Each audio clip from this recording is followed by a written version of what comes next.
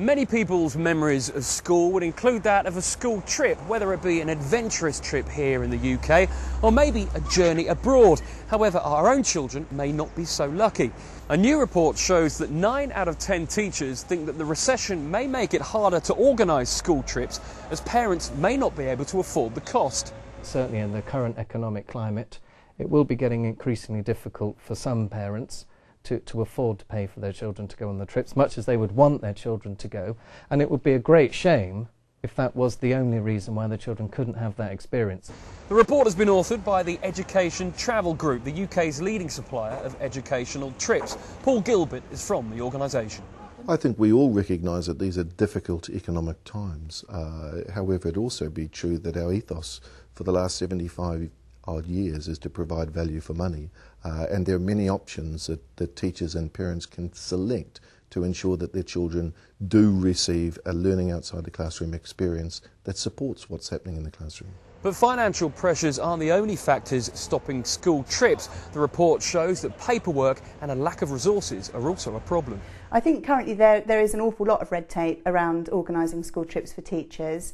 My husband is also a teacher and he's currently organising a trip to take 60 children to London overnight on an educational residential trip. And this has taken him almost a year to get past all the risk assessments, the things that he needs to do at certain times before the trip takes place.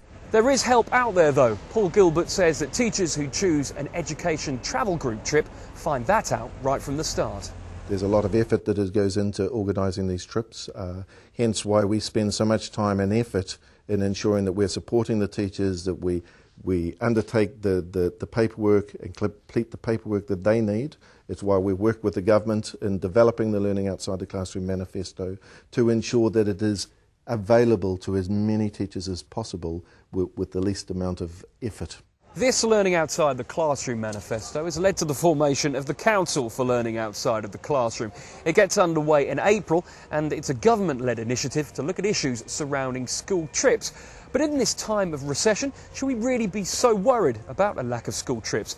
Well, let's ask those in the best position to judge. First-hand experience, whatever sort of experience that is, I think is absolutely vital, and children get so much more out of being able to say, I've actually seen it, I've felt it, I've touched it, I've listened to that person. First of all, when my children are told they're going on a school trip, there is complete excitement. They absolutely love the feeling of going away. Not necessarily overnight, but going out for the day somewhere.